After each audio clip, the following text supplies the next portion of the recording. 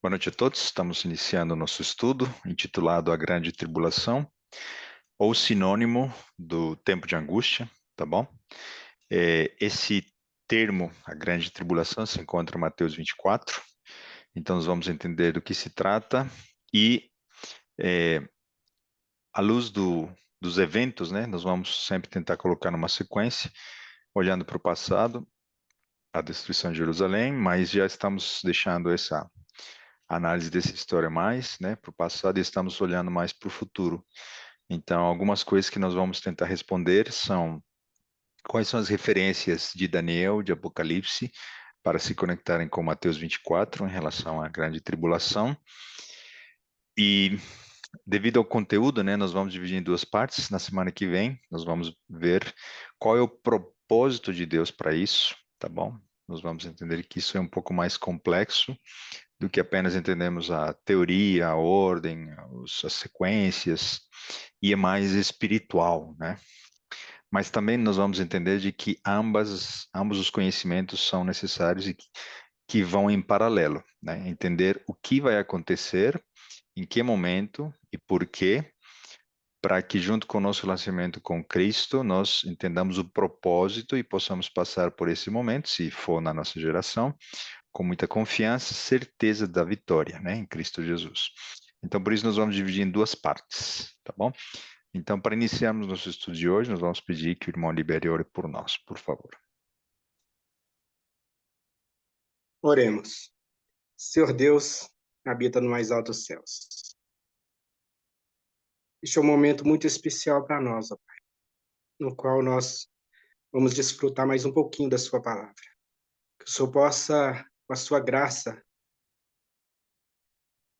vir sobre nossas vidas, ó Pai, nos abençoando, nos dando entendimento, para que nós possamos, sim, ó Pai, aprender do que está por vir, ó Pai, nas nossas vidas. Essa porção maravilhosa, ó Pai, abençoada, que o Senhor tenha preparado a cada dia em nossas vidas, através do irmão Johan, possa abençoar nossas vidas. Que o Senhor capacita, que o seu Espírito Santo do Senhor ilumine ele, ó Pai, para que ele possa nos explicar, nos dar entendimento, ó Pai, através da sua palavra. O Espírito Santo do Senhor possa ser derramado com bênçãos dobradas, ó Pai. Em cada um aqui presente, cada irmão aqui presente está necessitado, Pai, de aprender um pouco mais, de preparar um pouco mais nessa caminhada que nós estamos no dia a dia. Nós te agradecemos por isso, Senhor, porque o Senhor é bom e abençoa, Senhor, cada pessoa aqui presente e cada um que ainda está por chegar. É o que nós te clamamos e te pedimos em nome de Jesus. Amém. Amém. Muito obrigado, irmão. Então, essa ilustração é para apenas mostrar que, de fato, haverá um momento terrível, né? De angústia, de tribulação, perseguição. São sinônimos que aparecem na palavra de Deus. Nós vamos recapitular não só esses termos, mas entendermos à luz dos sinais e dos eventos, tá bom? Então, vamos sempre agora entender, né? Se estamos fazendo uma segunda aplicação da história da destruição de Jerusalém, a grande tribulação também tem dois períodos que são a aplicação do que foi ilustrado por Cristo quando ele respondeu à pergunta dos discípulos, né? Quando e quais serão os sinais? Então, haverão dois períodos de tribulação e nós vamos entender quais são eles. Porque o primeiro é uma primeira aplicação e o segundo é uma segunda, tá bom? O que Ellen White comenta a respeito disso? E eu vou sempre tentar ressaltar, né? Todo o nosso estudo não é baseado em Ellen White. Às vezes aparece algum interessado, alguma pessoa que comenta e diz o seu canal é adventista, né? Então você usa é, como base Ellen White para estabelecer uma determinada conclusão, um determinado estudo. Nós vamos toda vez confirmar que ela, na verdade, comenta a Bíblia e é a Bíblia que define, né, o que estamos estudando, tá bom? Então, por que que eu estou trazendo aqui? Só para a gente contextualizar, porque até aqui nós sempre temos provado, né, que ela comenta ela não define algo novo, ela só dá detalhes que a Bíblia não traz, tá? Então, quais são essas duas tribulações que ocorrem? O que ela diz?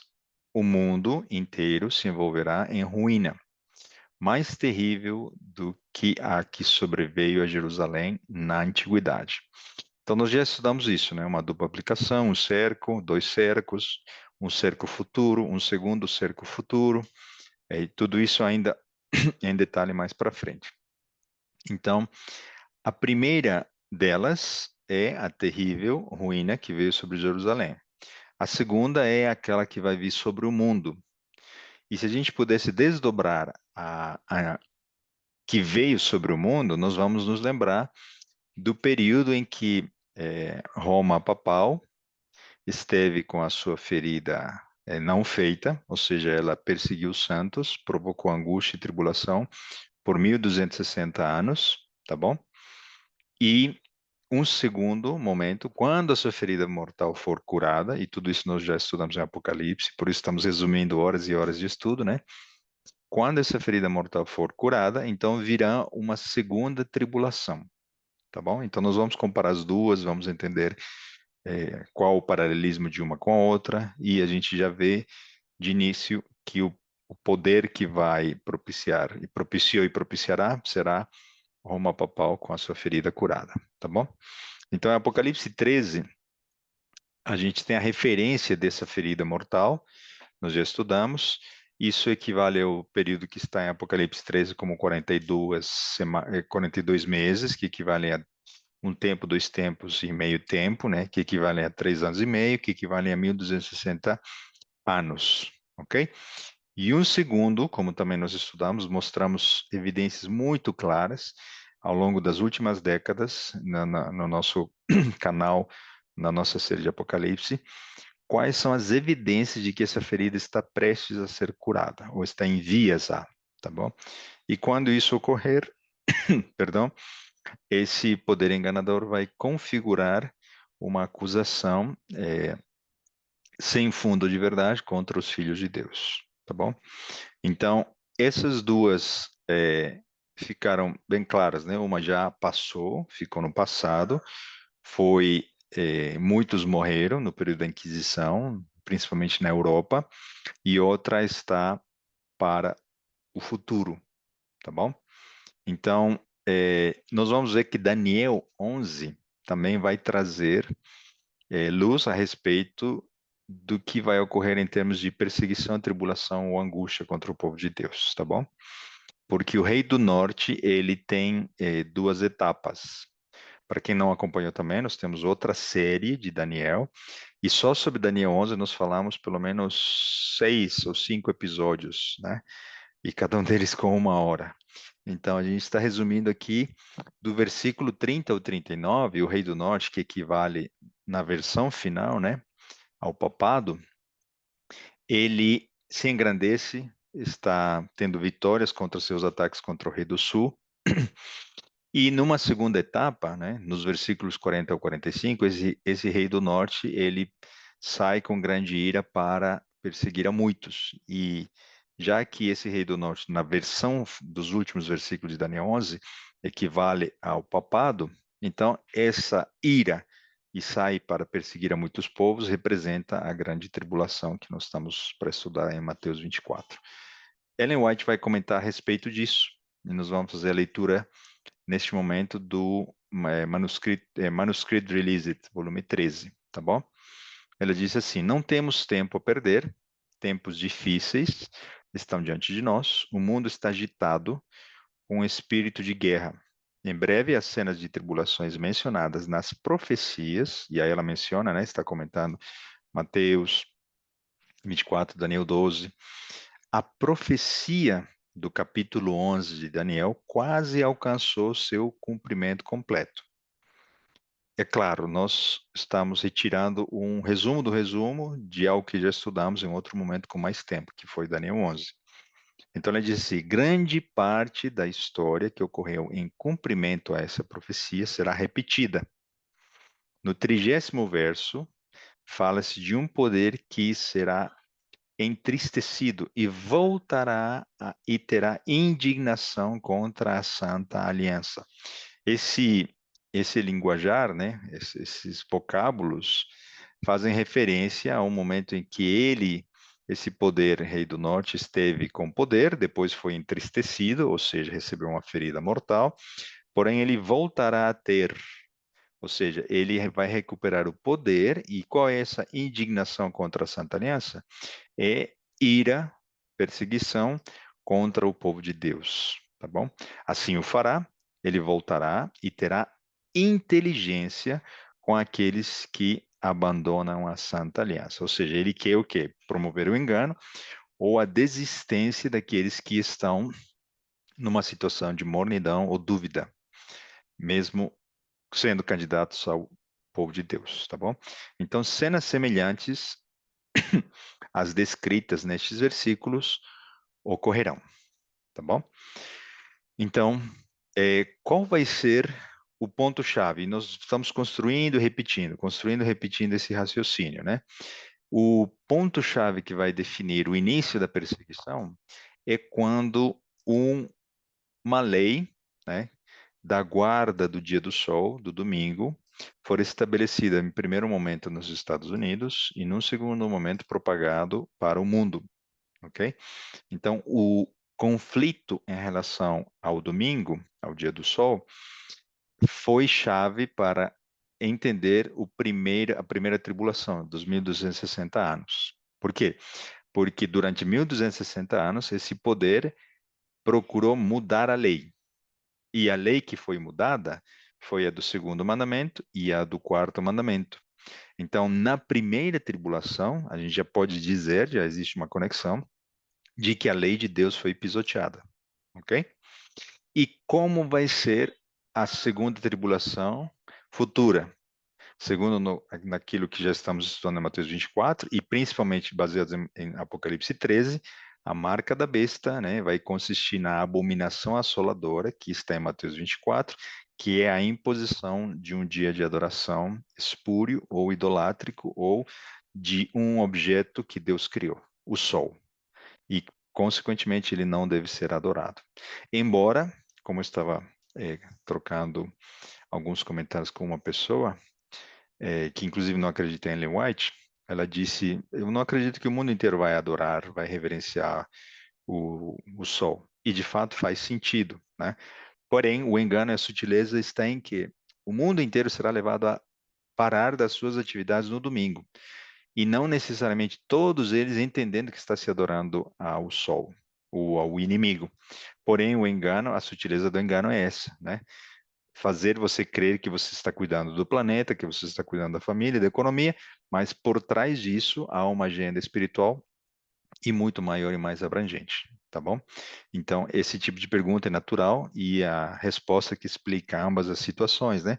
Para alguns, a marca da besta vai ser apenas um controle de posição, controle de comprar e vender, e a aceitação de um sistema global que vai permitir parar o mundo no domingo. Isso não vai ter impacto nenhum com religião. Porém, o forte clamor vai dar essa advertência, né? Saiam dela, povo meu, isso configura uma falsa adoração, retirem-se dela, né, para não receberem dos flagelos, e aí todos, pelo menos em algum momento, vão entender de que o engano consistiu nisso. Uma boa proposta, uma fachada de bons motivos, motivos altruístas, né, paz, união e tudo o que a gente vem conversando, porém a sutileza do engano será o quê? Uma falsa adoração, ok? Então a lei de Deus foi pisoteada e será pisoteada, e o centro da lei, né, que é o sábado, é motivo da ira do inimigo. Por isso no passado foi e no futuro será com a imposição de um dia falso de adoração. Tá bom? Então, quais são as diferenças entre esses dois períodos? O primeiro foi muito extenso, 1260 anos. Foi um tempo terrível pela sua duração, pela sua extensão, pela magnitude do tempo. O tempo futuro, que ainda não chegou, embora estejamos vendo gotículas, né, desses desastres no Rio Grande do Sul, guerras que ainda podem se tornar piores, o clima, a moralidade e tudo que a gente está vendo, né? O futuro tempo de angústia, o termo grande tribulação será curto, mas será intenso, qual nunca houve até então. Então, vejam que um foi pela duração e o outro será pela intensidade, tá bom? É, é interessante, e nós vamos analisar em detalhe, que existem sinais nos astros, no Sol, na Lua e nas estrelas, que denunciaram o fim do tempo de angústia, primeiro de 1260 anos. Quando terminou por volta do ano 1798, né? No ano 1755, 1780 e 1833, nessa sequência, o Sol, a Lua e as estrelas evidenciaram a preparação da mudança de Cristo do lugar santo para o lugar santíssimo e evidenciaram que Deus estava fazendo justiça, estava terminando a perseguição contra os santos. Isso ocorreu no ano 1798. Tá bom? Então, os astros sinalizam, não exatamente o dia, né, que isso termina, mas por volta desses anos, os astros se manifestam em sinais globais que afetarão e serão visíveis aos seres humanos, tá bom? Vamos fazer aqui uma comparação. O que Mateus 24 fala a respeito da sequência dos eventos? Como a gente está falando, né? Uma coisa é a teoria, você imagina fazer uma prova, né? Qual é a sequência de Mateus 24? Alguém vai tirar nota máxima, alguém não vai tirar. Enfim, o mais importante não é saber da sequência, mas é importante que saibamos para estarmos apercebidos, preparados e ensinarmos aqueles que estão conhecendo tudo isso, tá bom? Porque se nós errarmos na sequência, né? Pode ser que sejamos enganados por algum evento ou contrafação de algum evento, dizendo, não, Jesus vai demorar muito ainda. Ou ao contrário, não, Jesus volta mês que vem. Ambas conclusões podem estar totalmente equivocadas se nós não entendemos da sequência dos eventos. Ok? Então, no versículo 6, haverão guerras e desastres e o povo de Deus será culpado. Ok? Porque todo mundo vai dizer: onde está Deus? Deus está manifestando sua justiça, está aplacando sua ira contra o mundo. Vamos buscar a Deus. Então, se unem a um povo pequenininho que não se une, então os desastres vão continuar ocorrendo e o dedo será colocado é, em direção a esse povo que não quer se unir. Versículo 14. O povo de Deus receberá o poder do Espírito Santo. Por isso que no início, né, no momento prévio de angústia, é uma bênção para a igreja. Por quê? Porque ela é espalhada, ela é perseguida, e então nós retiramos de dentro de nós o ouro refinado através da angústia, da tribulação. Para quê? Para estarmos preparados, selados em primeiro lugar, e depois partir para proclamar o alto clamor. No versículo 15, se impõe a abominação assoladora, que é equivalente à marca da besta, que equivale à imposição da lei dominical, que nada mais é do que adoração ao sol. Versículo 16, um grupo permanece em Jerusalém, Jerusalém não como a capital do Estado de Israel, não. Permanece aonde? No corpo de Cristo, na igreja dos últimos dias, né? Alguns não entendem os sinais, e não obedecem ao sinal, né, de abandonar Jerusalém quando aparece o primeiro cerco. Alguns vão morrer como mártires e outros fogem observando o sinal e se salvam, tá bom? Então haverão dois grupos. Ainda no versículo 16, o povo de Deus foge quando vê o sinal da iminente desolação ou assolação, tá bom? Que é a imposição da marca da besta, e é o primeiro cerco que vai definir o segundo e último, o decreto de morte. Versículo 19 e 22. Nenhum filho de Deus perece no tempo de angústia que se segue na sequência. Então, alguns morrem pouco antes, mas fechado o tempo de graça, nenhum mais perece. Versículo 27. Finalmente, o povo de Deus é livrado dos seus inimigos pelo poder dos anjos, né, de Deus. E no versículo 29 a 31, nós vemos novamente sinais nos céus a lua se escurecendo, como evidência no passado de que quando terminar a angústia, esses astros se manifestam, a natureza, né, criada por Deus se manifesta pouco antes da segunda vinda de Jesus. Então ocorre a ressurreição dos santos, uma ressurreição especial, nós vamos ver daqui a pouco, e Jesus então volta pela segunda vez, tá bom? Ellen White tinha comentado, e nós vamos provar de que ela estava certa, né? Qual é a sequência de Daniel 11? Daniel 11 vai apresentar a mesma sequência. Em lugar de a gente mencionar a besta que surge da terra, por exemplo, Daniel 11 usa outro símbolo, o rei do norte, tá bom? O norte é a direção de Deus. Satanás faz uma contrafação e quer se espelhar, se assemelhar ao rei do norte, ao verdadeiro rei do norte que é Jesus, porém esse rei do norte é um falsificador, tá bom? Então, aliás, né, assistam esse material de Daniel 11, é fantástico. É dali que a gente tira toda a explicação de onde vem a polarização que a gente está vendo no mundo hoje. Quem é o rei do norte? Que ideologias, religiões ele lidera? Quem é o rei do sul que está em batalha contra o rei do norte? O rei do sul representa quem?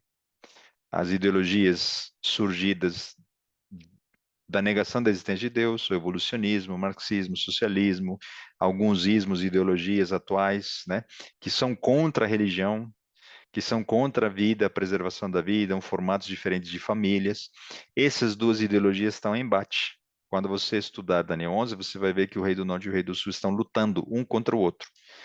Porém, quem prevalece? O rei do norte nos últimos versículos. E é dali que a gente tira toda a nossa análise, né, dessa dialética. O que Satanás quer é levar todos para o centro.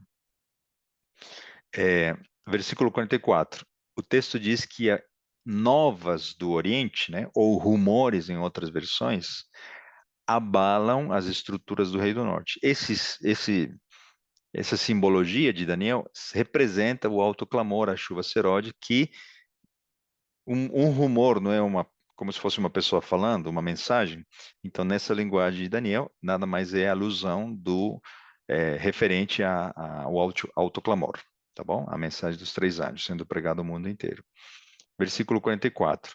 Isso então espanta, abala o rei do norte, e ele sai com grande ira para matar e destruir a muitos. Literalmente está copiado essa parte aqui, tá? Isso representa o quê? O início da perseguição, o tempo de angústia, a grande tribulação.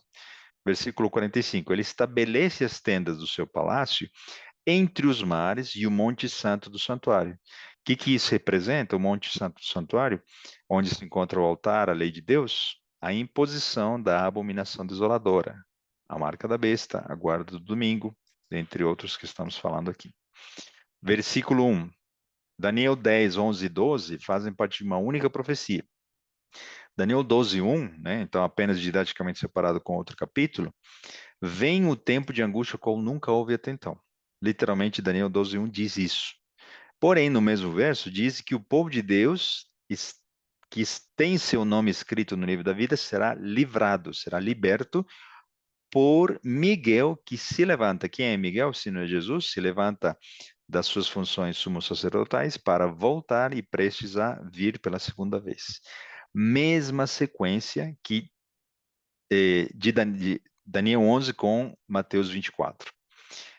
E vejam, mais uma vez, né, nós não poderíamos desconectar tudo isso de Apocalipse. Vejam o que Apocalipse vai mostrar exatamente a mesma sequência. Apocalipse 14, 6 a 7 apresenta a pregação do Evangelho. Apocalipse 6, quando estão aparecendo os selos, né, perdão, as pragas, né, aparecem também os sinais nos céus. A lua se torna como sangue. Apocalipse 14 vai falar das mensagens angelicais e o mundo se dividindo em 2 grupos, os que aceitam e os que rejeitam, os que recebem a marca e os que não recebem. 15, 5 a 8, a porta da graça se fecha após a pregação do evangelho. 16 a 18, né, os capítulos aqui. Vem a grande tribulação ou perseguição, aqueles que não receberam a marca da besta. Novamente, Apocalipse 6, os sinais nos céus, né? Os astros são abalados.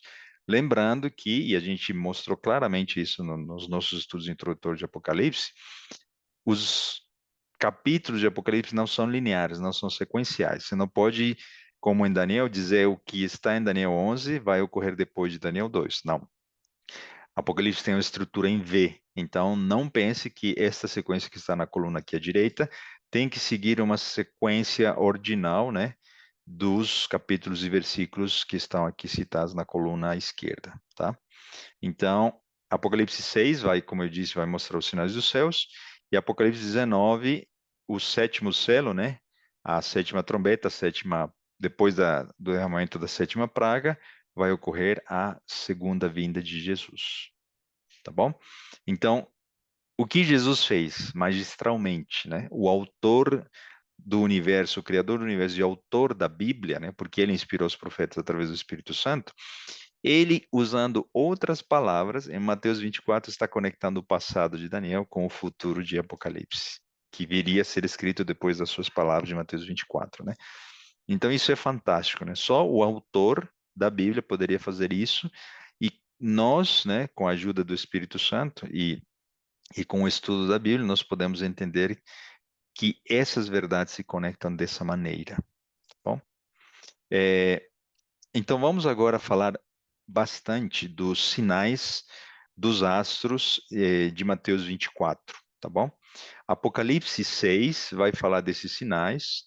Também aparece em Joel em cena, que falam a respeito dos sinais, Joel 2, 31, Joel 2, 10 a 11. Porém, existem algumas diferenças. Não sei se vocês prestaram atenção. Quando terminam os 1260 anos de perseguição, os astros se manifestam.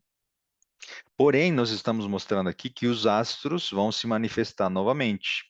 Aqui, ok? Mateus 24 e Apocalipse. Se olharmos em detalhe, vocês vão perceber de que em Apocalipse 6, a lua se torna como sangue. Em Mateus 24, ela apenas escurece. Ou seja, tecnicamente não é a mesma coisa, tá? Em Joel 2:31, você vai ver que o sol se escurece e a lua se torna em sangue. Ou seja, Joel está conectado com Apocalipse e não com Mateus 24.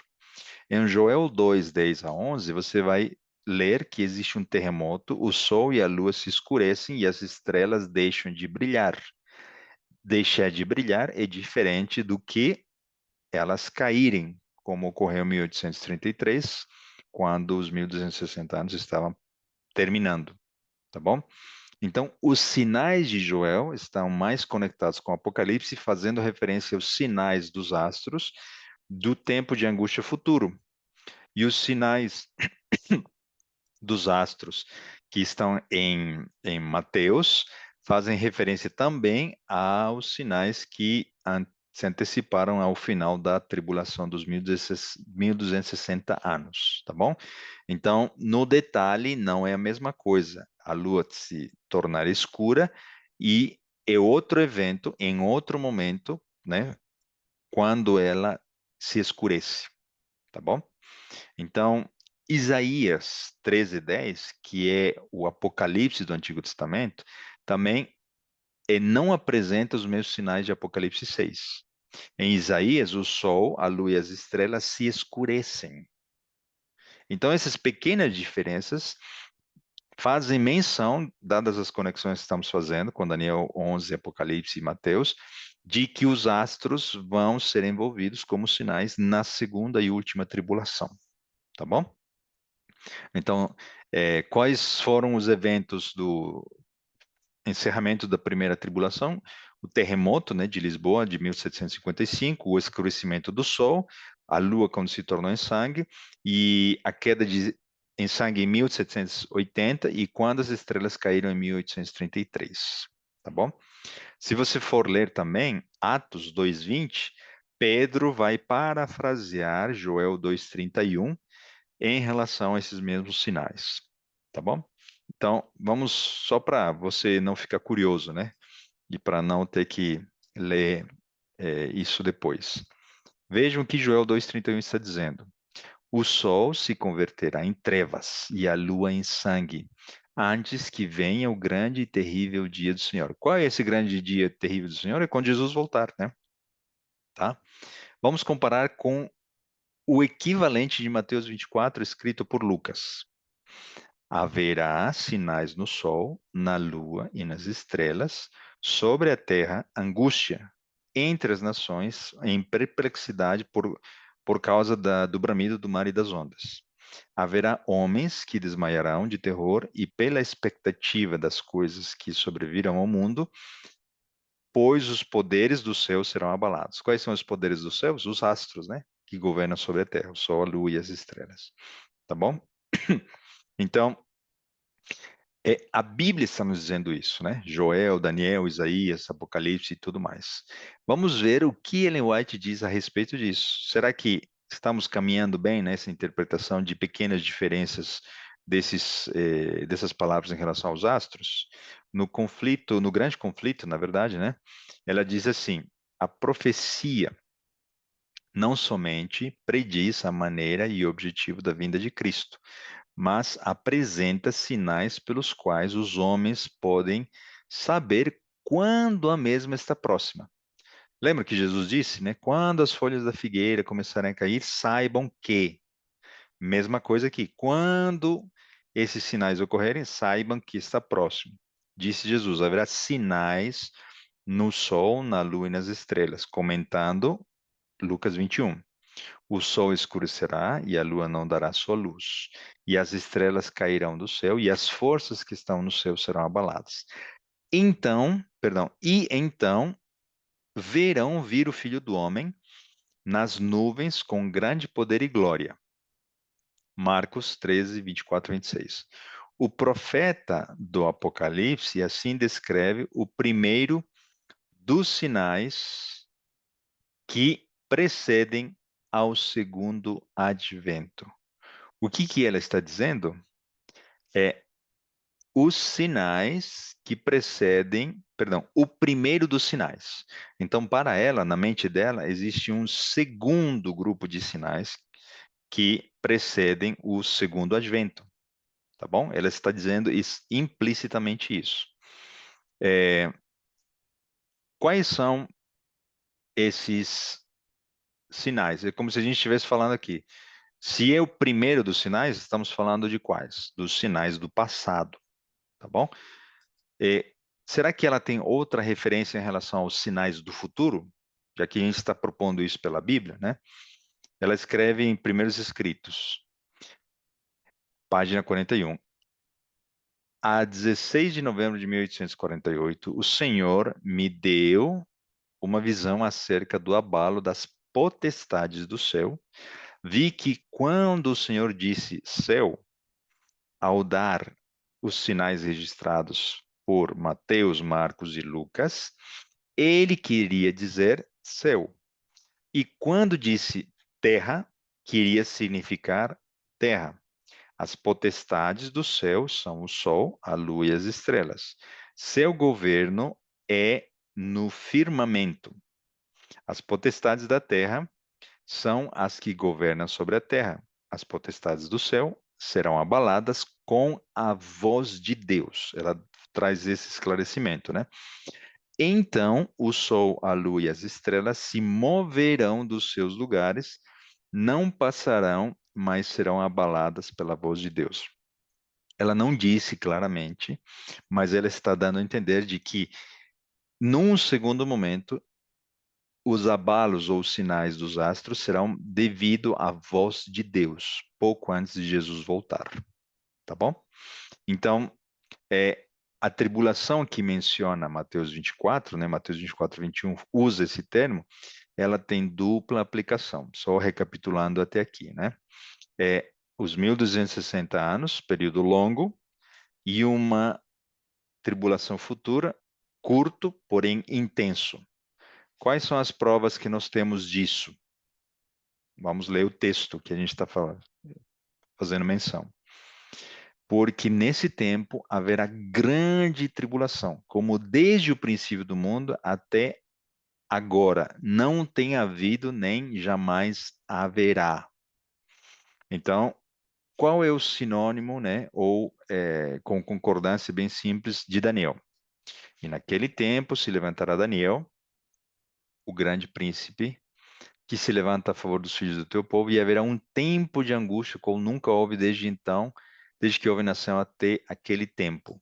Ambos estão fazendo menção mais, né, clara de um tempo futuro, porque aqui está falando, Miguel se levanta, é, livramento dos filhos de Deus, tudo isso apontando para o futuro, tá bom? O que que ela menciona aqui? Vamos adiante. Desejar de todas as nações. Porque haverá então grande aflição, disse Jesus, como nunca houve desde o princípio do mundo até agora, nem tampouco haverá. E se aqueles dias não fossem abreviados, nenhuma carne se salvaria. Quando ela usa o termo seriam abreviados, está se referindo a um tempo de angústia curto. Se é curto, é o futuro, ok? E se aqueles dias não fossem abreviados, nenhuma carne se salvaria. Mas por causa dos escolhidos serão abreviados aqueles dias. Por mais de 1.200, por mais de 1.000 anos, perseguições, como o mundo nunca antes presenciara, sobrevieram aos seguidores de Cristo. Milhões e milhões de suas fiéis testemunhas haveriam de ser mortas. Não se houvesse estendido a mão de Deus para preservar o seu povo, e todos teriam perecido. Mas por causa dos escolhidos, disse ele, serão abreviados aqueles dias. Então ela está usando os termos tanto do passado quanto do futuro, mas o que que ela está dizendo? Essa grande tribulação se aplica ao passado também, quando milhões e milhões morreram e foi mais de 1 milênio de duração, tá bom? Aí existe um termo que vamos tentar não confundir, tá bom? Também, que é a expressão tempo do fim com a expressão o fim do tempo. A expressão tempo do fim é um pouco mais teológico e ela descreve o período quando ocorre depois de 1798, tá bom? E esse termo é conhecido como o tempo do fim, ou seja, o tempo do fim se inicia em 1798, ou seja, há muito tempo já se iniciou o tempo do fim. Porém, quando Mateus 24, 20 diz o fim do tempo, está se referindo ao final do tempo do fim, tá bom? Por quê? Porque o tempo do fim tem um início, 1798, e terá um fim quando Jesus voltar, tá? Mas quando faz aparecer a expressão fim do tempo, já é o final do tempo do fim, tá bom? Espero que vocês estejam entendendo, não estamos querendo jogar ou fazer um trava-línguas com essas palavras, tá? Então, Mateus 24, 31 vai trazer uma última aplicação futura do, do tempo de angústia. Creio que acabei. Não, está bem aqui. Vamos ler o que ela diz, essa questão do tempo abreviado e pela misericórdia de Deus, né?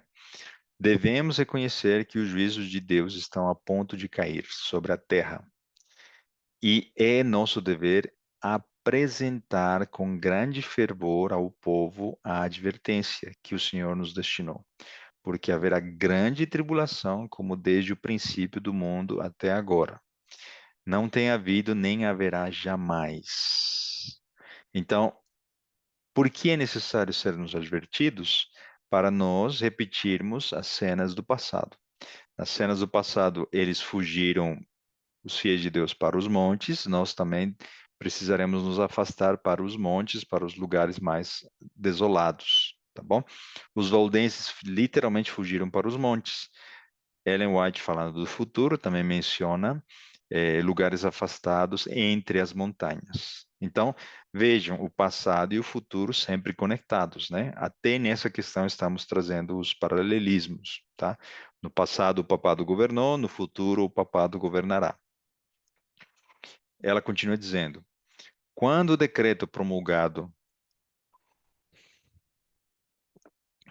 pelos vários governantes da cristandade contra os observadores dos mandamentos, lhes retirarem a proteção do governo, abandonando-os aos que lhes desejam a destruição, o povo de Deus fugirá das cidades.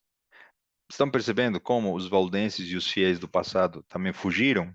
E também futuramente ocorrerá o mesmo, né? E vilas, fugirão das cidades e vilas, e reunir-se-á em grupos, habitando nos lugares mais desertos e solitários. Muitos encontrarão refúgio na fortaleza das montanhas, semelhantes aos cristãos nos vales do Piemonte. Nos lugares altos da terra farão santuários, agradecendo a Deus pelas fortalezas das rochas, segundo Isaías 33, 16. Então, se a gente pudesse fazer, sempre recapitulando, né, a sequência que a gente está vendo, essa tribulação ocorre depois que se inicia a perseguição, e a perseguição só se inicia quando é colocada a lei dominical, tá bom? Por isso que a gente fala de novo aqui, com a aproximação, perdão, como a aproximação dos exércitos romanos foi um sinal para os discípulos da iminente destruição de Jerusalém, assim essa apostasia será para nós um sinal de que o limite da paciência de Deus está atingido, que as nações encheram a medida da sua iniquidade, e o anjo da graça está a ponto de dobrar as asas, aquelas que estão, né, segurando os ventos, né, e partir da terra para não mais tornar. O povo de Deus entrará então num período de aflição e angústia, que o profeta designa como o tempo de angústia para Jacó. Nós vamos entender melhor esse termo no estudo da semana que vem. Porque a Bíblia e Ellen White comenta tempo de angústia de Jacó. Vamos examinar em detalhes a história do passada do patriarca. Vamos olhar para Jó, vamos olhar para outros homens de Deus e entender qual é o propósito de Deus para o tempo de angústia. Porque se o povo de Deus já está selado, por que que ele não apenas é arrebatado logo imediatamente para as nuvens, né, do céu? Tudo isso nós vamos entender no estudo da semana que vem, tá bom? Então, o texto na sequência diz, né? O povo de Deus, alguns nas celas das prisões, outros escondidos nos retiros solitários das florestas e montanhas, pleiteia ainda a proteção divina, enquanto por toda parte grupos de homens armados e instigados pelas hostes dos anjos maus, porque o tempo de graça já terminou, né? Os demônios estão praticamente motivando tudo isso, as pessoas e os ímpios, se estão preparando para a obra da morte. Porém, nós temos uma promessa, né? É, inclusive se aplica, né? Quando Paulo disse, né? Toda vez que nós recebemos uma tentação ou provação, dificuldade, junto com ela virá a saída. Qual será a saída do tempo de angústia? É que esse tempo será abreviado. O tempo de angústia será abreviado. O próprio Mateus 24 nos diz isso. Não tivessem aqueles dias sido abreviados, ninguém seria salvo, mas por causa dos escolhidos, tais dias serão abreviados. Para mim, essa palavrinha é chave também para o seguinte: quem está no controle da história? Deus. Quem está no controle do futuro? Deus.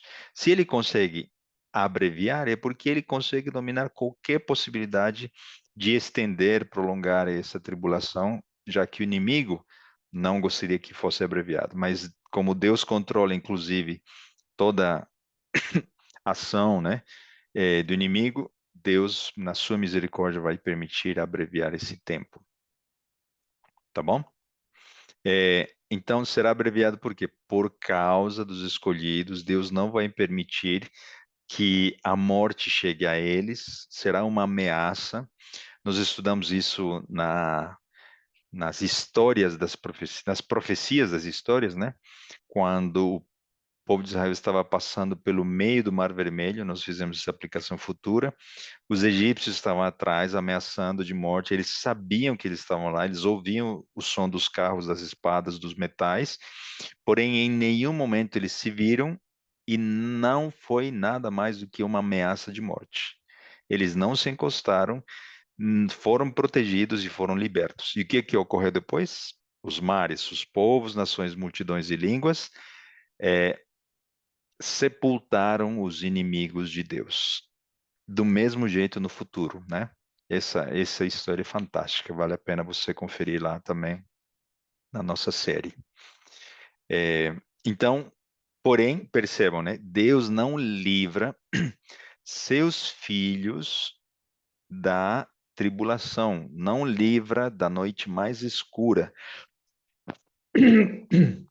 Deus não livra da ameaça dos egípcios. Deus não livra do paredão de águas, né?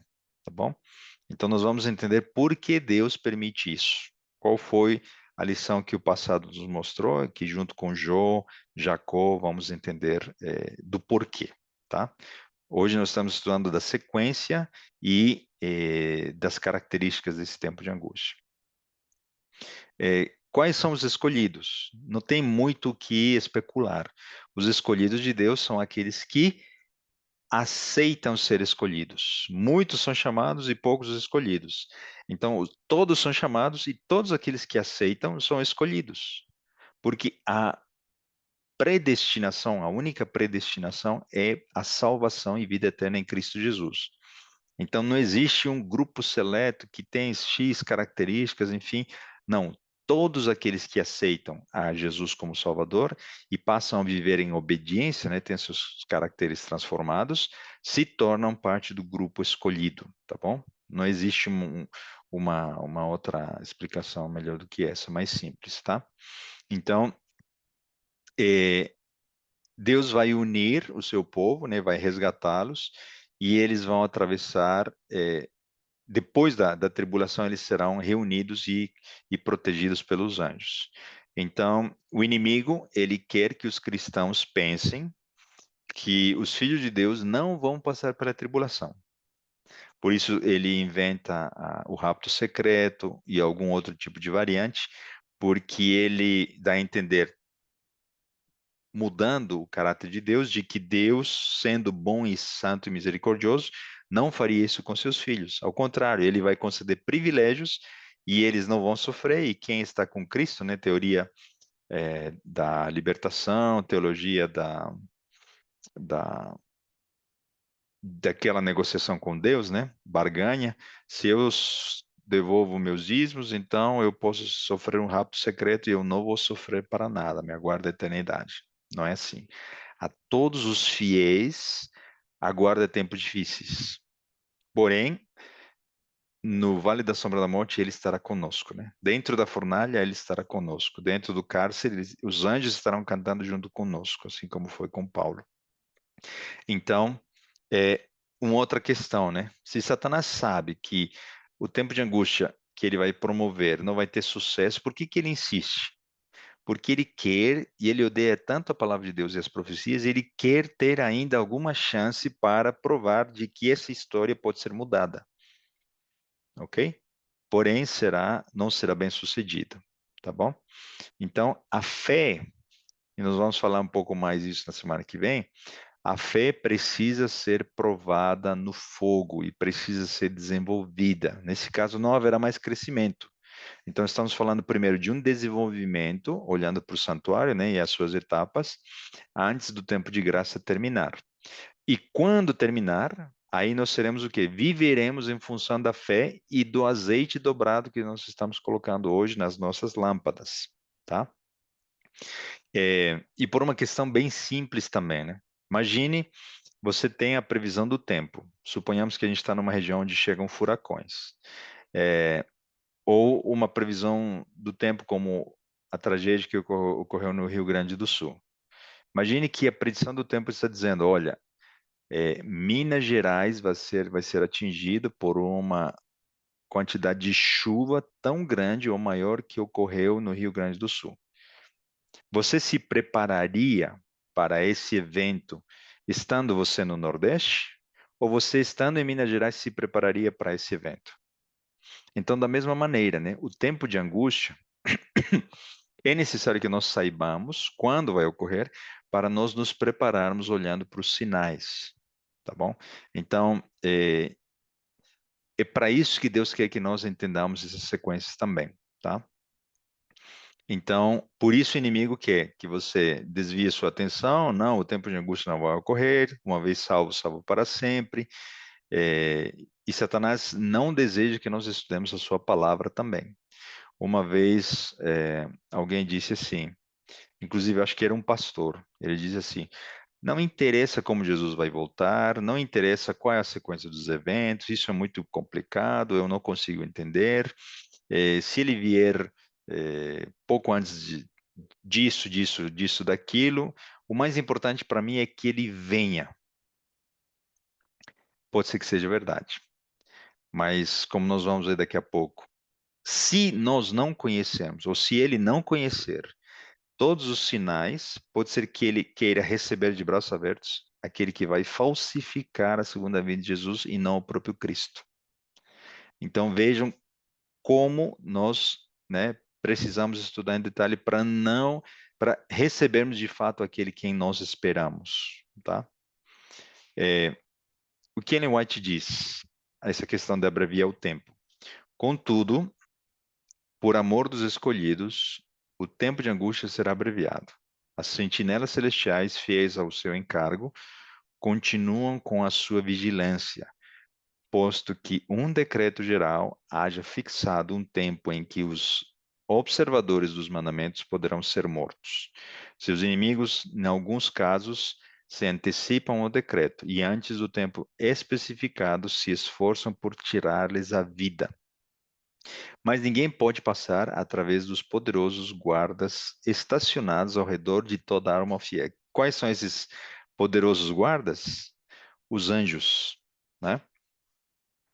Alguns são assaltados ao fugirem das cidades e vilas, mas as espadas contra eles levantadas se quebram e caem, tão impotentes como a palha. Outros são defendidos por anjos sob a forma de guerreiros.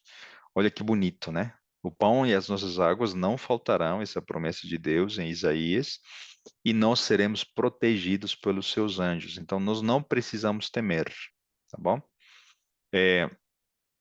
Quando nós avançamos e olhamos para o quinto selo, né, que a gente estava estudando em Apocalipse 16, aquela tabela que eu mostrei, nós percebemos que também existem dois grupos de mártires que aparecem no quinto selo. Um grupo de mártires que foi morto pela perseguição que a besta, né, provocou por 1260 anos. O que o texto diz? Apocalipse 6, 9 a 11, perdão. Não era 16, era 6. Quando ele abriu o quinto selo, vi debaixo do altar as almas daqueles que tinham sido mortos, por causa da palavra de Deus e por causa do testemunho que sustentavam. Está falando dos que morreram no período de 1260 anos, né?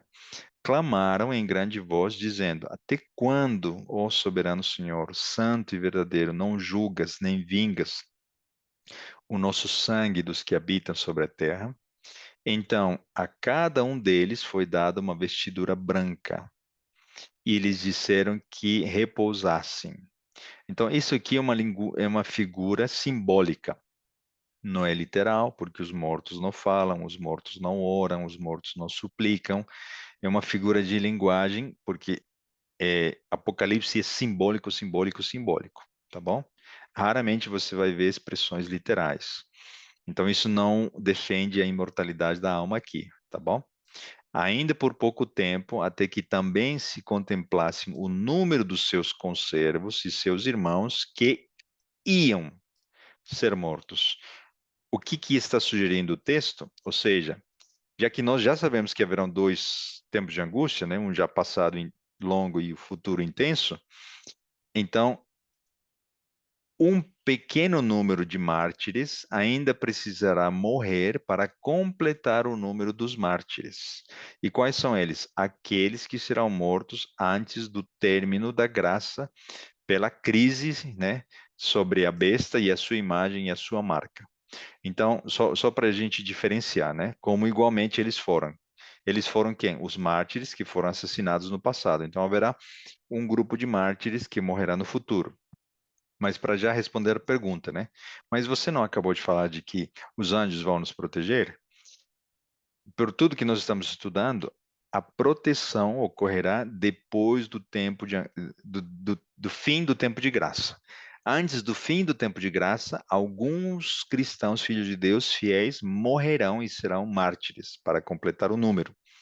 Depois de fechado o tempo de graça, não haverá mais morte, porque a proteção de Deus virá. Enquanto as pragas são derramadas, elas não matam nenhum dos filhos de Deus, todos são protegidos pelos anjos de Deus, tá bom? Porém, também não é certo dizer que até que Jesus volta, nenhum dos filhos de Deus vai sofrer ou vai morrer. Não, alguns deles vão morrer, tá? É, ainda nessa questão, né? Então, esses indivíduos, perceberam aqui, eles receberão também o mesmo jeito o galardão, tá? O Espírito de Profecia diz o seguinte: no século XVIII foi estabelecido a mais terrível de todas as armadilhas do papado, a Inquisição. O príncipe das trevas trabalhava com os dirigentes da hierarquia papal. Em seus concílios secretos, Satanás e seus anjos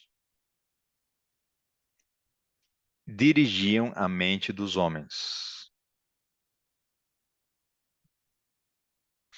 Maus, enquanto invisível entre eles, estava um anjo de Deus, fazendo o tremendo relatório de seus iníquos decretos e escrevendo a história de ações por demais horrorosas, para serem desvendadas ao olhar humano.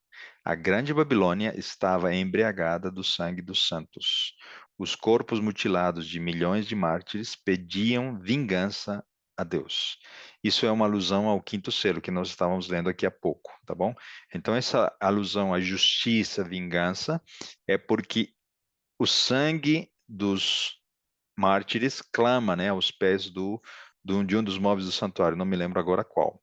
Então também não é que as almas estão sofrendo desde aquele tempo, não. É uma figura de linguagem de que o registro dessa morte, né, e o registro das consequências do pecado está direto no santuário, principalmente no véu que separa o lugar santo do Santíssimo.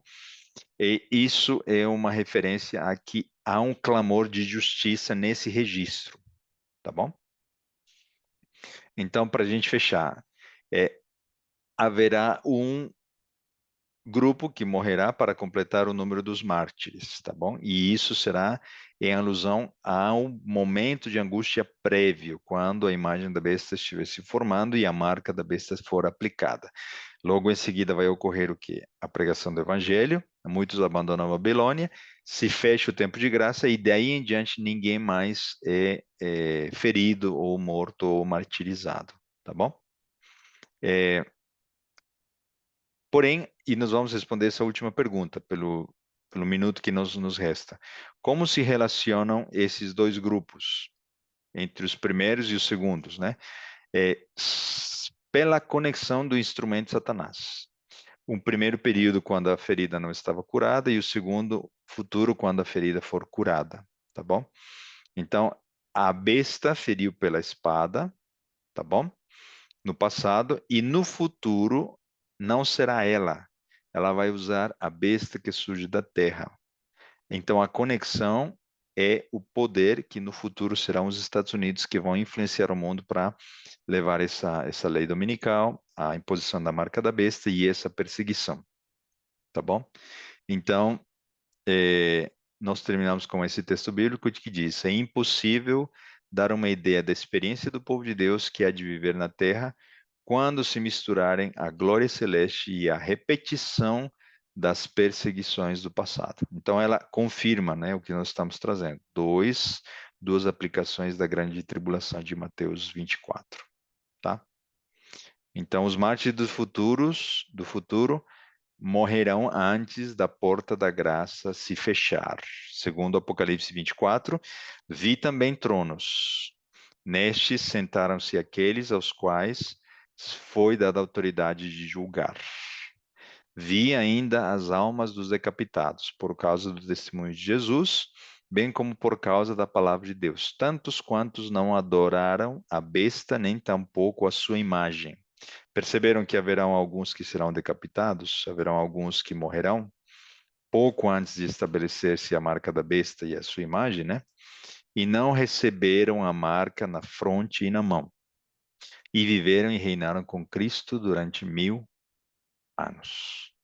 Nós terminamos os restantes dos slides, eu vou passar para e a explicação para o próximo estudo, que é sinônimo, né? O tempo de angústia, que é mais espiritual, por quê, por qual a razão, por que que Deus permite tudo isso. Mas até aqui nós estudamos essa sequência. Percebam como termina esse texto, né? Novamente, né? Eu reforço. A Bíblia está dizendo tudo isso que estamos explicando. Ellen White, ela está comentando e confirmando. Nós não estamos tirando todas as conclusões de Ellen White. O que aguarda àqueles que vão morrer como mártires? Reinar e viver com Cristo para sempre. Se de qualquer forma vamos morrer, né? Deus, na sua providência, não sei se vai permitir que alguns de nós passemos por essa situação. Mas como Paulo diria, né? Em Cristo Jesus não há derrota. Então, a aparente derrota será a nossa morte temporária, um sono temporário até o dia da ressurreição e vida eterna, né? Aguardando todos aqueles que passarem por essa situação. E se a gente for usar de um raciocínio puramente frio, né? É óbvio que tudo isso causa um pouco de inquietação em todos nós, mesmo aqueles que nós confiamos no poder de Deus. Nós temos duas opções, né? Ou passamos pelo tempo de angústia, ou passamos pelas 7 pragas. Nas duas situações será complicado, terrível e difícil. Mas na primeira será temporária, intensa e com a proteção dos anjos. Na segunda não haverá livramento. Quem não passar pelo tempo de angústia sofrerá dos flagelos da ira de Deus nas 7 pragas. Então, por uma questão de misericórdia, nós conhecemos isso de antemão e podemos dizer: Senhor, ainda não conheço o propósito disso, nós vamos ainda estudar na semana que vem, mas eu confio na tua providência e tenha misericórdia da minha vida, né? Aceite a nossa vida, nosso arrependimento, para que nós possamos estarmos preparados para esse tempo difícil. Que Deus nos abençoe e que tomara que seja na nossa geração, como uma das irmãs que estuda conosco gosta de dizer, e eu compartilho do mesmo pensamento. Tomara que ocorra logo, que venha logo, porque a eternidade se iniciará logo também. Vamos orar? Nosso querido Deus, nosso bom Pai, Senhor, muito obrigado pela tua palavra, mais uma vez, por esses momentos ainda em liberdade, que nós podemos estudar.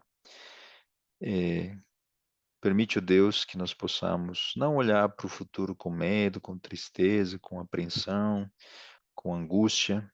Não vamos antecipar dores que ainda não chegaram, mas queremos nos preparar para esse momento. Quando ocorrer, o Senhor nos dará fortaleza, fé, confiança, uma porção dobrada do Espírito para passarmos pelo que vier.